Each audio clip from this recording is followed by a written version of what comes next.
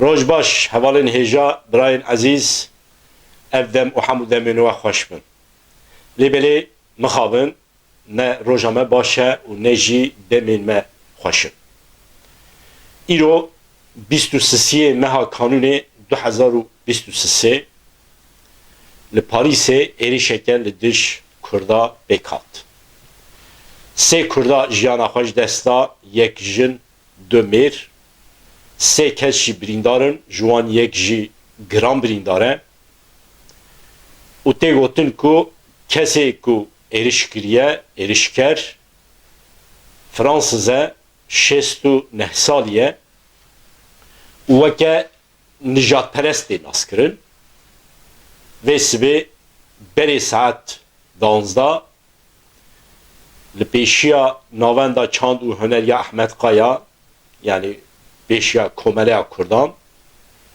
erişek bekaniye.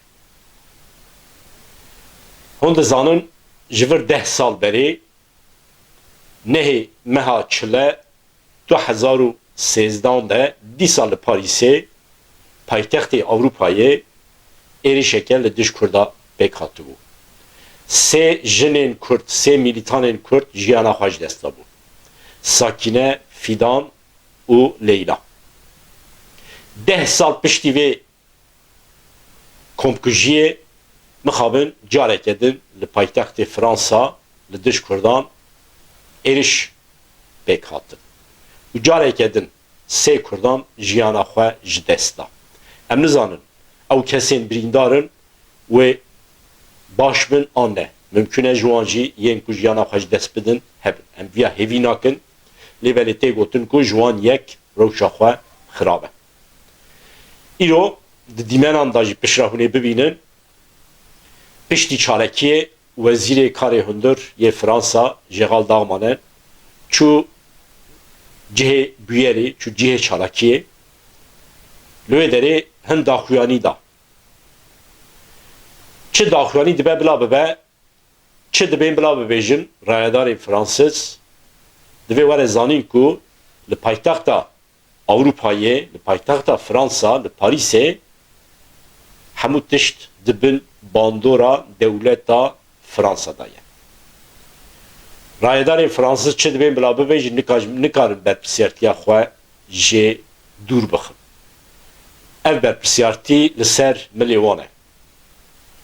Piştî çalekiyê bi sedan heta em dikarin bêjin ji hezarî zêdetir Kurdên ku li dora Parîsê jiyan dikin li cihê komkujiyê tov bûn.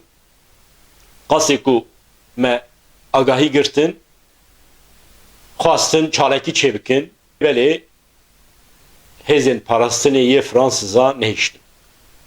Wisa tê gotin ku niha vê demê yani derdorê saet 6 li cihê ku komkujî pêk hatiye li derdora navenda çand û huneriya Ahmet Kaya li Parîsa dehemîn bi hezaran Kurd civiyane çalekî çêdikin. Hezaran Kurd ez bawer dikim li cur be cur paytextên Ewropayê jî ve rojên pêş me de bicivin çalekiya çêbikin. Hevalên hêja ev êriş weke êrişeke li diş Kurda hatiye pêk anî. Li diş grûveke Kurdan nîne. Li diş Kurdan pêk hatiye. Çendî jî ew kesên ku jiyana xwe ji destan, kesên ku birîndarin nêzîkê hêzeke Kurdan bin, rêxistineke Kurdan bin, lê belê ew Kurdin. Ev êriş, êrişker negotiye. Ev kes nêzîkê filan örgütene yan filan rêxistinê ez êrişê li hember wan çê bikim. Êrişeke li diş Kurda pêk hatiye. Ji bo wan Kurd Kurdin. Ferq di navbera cur be cur hêzandan nîne. Ji ber vê yekê jî divê hemû Kurd li xwe xwedî derbikevin. Em li ti derê dibin parastinê de nînin. Em Kurd lazim e bi xwe xwe biparêzin. Ji ber vê yekê jî kesê ku li Parîsê li dora Parîsê jiyan dikin îro sibê bêguman wê bicivin, çalekiya çêbikin. Lê belê li hemû derê Ewropayê divê Kurd çalekiyan çêbikin. Çalekiyên pasîv çêbikin. Bêguman kesin ku erişe mekir em jî dernakevin kolanan bi cureyên wan êrişê wan nakin. Lêbelê divê em derkevin dengê xwe bilind bikin. Divê Kurd derkevin dengê xwe bilind bikin. 10 sal berê li paytexta Parîsê sê jinên Kurd, sê milîtanên Kurd hatin qetilkirin. 10 sal pişre cardin li paytexta Parîsê sê Kurd hatine kuştin. Saleke din şûn de em bizanin li kê derê wê Kurd werin kuştin. Kurd di ti deverê dibin parastinê danînin. Ji ber vê yekê jî divê Kurd bi xwe li xwe xwedî derbikevin, Kurd bi xwe biparêzin. Hevalên hêja weke min got 10 sal berê dema ku li Parîsê ew çarekî pêk hat, sê milîtanên Kurd jiyana xwe ji dest dan, mixabin dadgehên Fransa çawa ku dihate xwestin li ser nesekinî û bûyerê ne de aşkere kirin. Çend sala piştî bûyerê hate gotin ku kujêr jiyana xwe ji dest daye û termê wî hatiye şandin ji bo Tirkiyeyê. Lêbelê kesên ku ez pir baweriya xwe bi wan tînin ji min re gotin em çûne gundê wî me pirsiye mezelê wî li kê derê ye, ji me re gotine keseke wilo nemiriye û nehatiye virjî, nanîne virjî termê wî.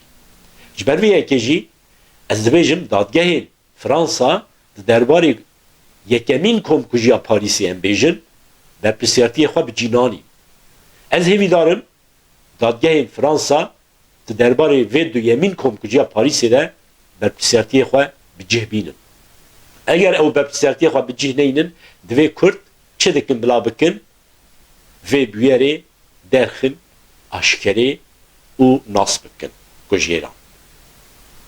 Em nizanin tekiliyê xwe bi Tirka re hene tunin, bi İranê ra, bi Iraqê ra, bi Sûriyê ra, bi cur ve cur düşmenê Kurdan ve heye tune ev kujêr. Lêbelê dê were zanîn ku çalekiyeke wilo mümkün e bi alîkariya hin hêzan hatibe kirin, vê jî divê em ji bîr nekin. Ev agahiyên germ îro mixas ez ji were ragihînim, çend hev dîmên hene di rêzê de em ê wan jî ji were biweşînin, heya careke din bimînin dixweşiyê de silam û hurmet. On a vu des gens qui tournaient, qui couraient à droite, à gauche.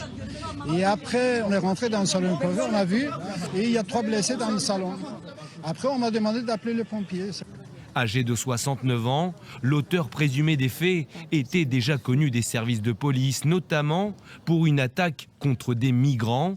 C'est ce que confirme la procureure de Paris, dépêchée sur place. Ça concernerait des gens qui étaient installés dans des tentes et l'intéressé se serait attaqué à ces tentes. Il y a eu une ouverture d'information en fin d'année 2021 et l'intéressé venait récemment d'être remis en liberté. Merci. Blessé, notamment au visage, le suspect a été conduit à l'hôpital dans un état d'urgence relative. Il a ensuite été placé en garde à vue. La brigade criminelle a été saisie de l'enquête. S'agit-il d'un acte raciste? On connaît de nombreuses pertes. Nous ne connaissons pas les motivations exactes du tueur qui a été interpellé. Je remercie les services de police, de la préfecture de police, puisque en moins de 15 minutes, au premier appel jusqu'à l'intervention qui a permis l'interpellation de ce tueur, peu de temps se sont donc écoulés. Et remercier aussi la brigade de sapeurs-pompiers de Paris pour leur intervention qui sans doute ont permis de prendre en charge les personnes qui étaient victimes mais qui ne sont, si j'ose dire, que blessées au moment où je parle. Madame la procureure de la République s'est exprimée ce matin, je ne parlerai pas du détail de l'enquête. Ce que je peux vous dire, c'est qu'évidemment les moyens sont donnés aux services saisis par la procureure de la République, c'est-à-dire la direction de la police judiciaire de Paris, de résoudre très vite cette enquête, de connaître les motivations de ce tueur, qui manifestement, je dis bien manifestement, a agi seul et pour l'instant va pouvoir parler dans quelques dizaines de minutes, dans quelques heures au service de police pour l'audition puisqu'il est lui-même à l'hôpital au moment où je parle. Nous avons décidé, bien évidemment, à la demande du président de la République et de la Première ministre, d'abord de pouvoir permettre à ceux qui veulent manifester de le faire dans les meilleures conditions possibles, tant au moment où nous parlons que dans les heures ou les jours qui viennent. Nous n'oublions pas non plus qu'il y a 10 ans, un très triste anniversaire des femmes kurdes ont été assassinées et que ce triste anniversaire devait être commémoré par les Kurdes. Et évidemment, nous permettrons leur sécurité pour ces manifestations, que ce soit aujourd'hui ou dans le début du mois de janvier. Deuxièmement, j'ai demandé à tous les services de police et de gendarmerie, à Paris bien sûr, et ailleurs sur le territoire national, de protéger particulièrement avec des gardes statiques 24 heures sur 24 des policiers et des gendarmes les lieux où se réunissent la communauté kurde, mais aussi les emprises diplomatiques turques pour qu'il n'y ait évidemment aucune difficulté ou aucune réplique dans ces temps particuliers de fin d'année. Enfin, je vais présider ce soir, par l'intermédiaire de mon cabinet, une réunion spécifique pour regarder les menaces éventuelles et complémentaires que pourrait connaître la communauté kurde, qu'il s'agisse à Paris ou ailleurs. Nous n'avons pas aujourd'hui de signalement particulier. Il n'est pas sûr d'ailleurs que le tueur qui a voulu assassiner ces personnes et dont le doute ne fait pas beaucoup état, qu'il ait voulu assassiner des personnes ici à Paris, l'ait fait spécifiquement pour les Kurdes. Il a voulu manifestement s'en prendre à des étrangers. Nous devons savoir par l'enquête judiciaire que préside Madame la procureure de la République, de savoir si c'était spécialement sur les Kurdes, mais pour l'instant aucun élément ne permet de le savoir. Je voudrais donc remercier les services de police, les services de secours, redire à la maire du 10e arrondissement, monsieur le député qui m'accompagne, la compassion profonde du gouvernement et les moyens qui seront mis pour protéger, pour résoudre l'enquête d'abord et pour protéger les personnes qui pourraient l'être dans les heures, jours et semaines qui viennent. Est-ce qu'on connaît la nationalité justement de Thiébar ? Le tueur est français, il est âgé de 69 ans. Il n'était pas connu des services de renseignement, d'aucun fichier de renseignement, ni de la DGSI, ni de la direction du renseignement de Paris, ni des renseignements territoriaux. Et je crois, pour avoir échangé avec monsieur le garde des Sceaux, ni des services de renseignement pénitentiaire pour radicalisation. Il n'est donc pas certain que cette personne ait un engagement politique quel qu'il soit, même si manifestement ses motivations étaient une attaque contre les étrangers caractérisée, mais ça, l'enquête judiciaire le confirmera. Il était connu pour des antécédents judiciaires, mais Madame la procureure de la République s'est exprimée ce matin, je ne vais donc pas en rajouter. Mais c'est attaqué à des migrants dans un camp de migrants il y a un an dans le 12e arrondissement. Il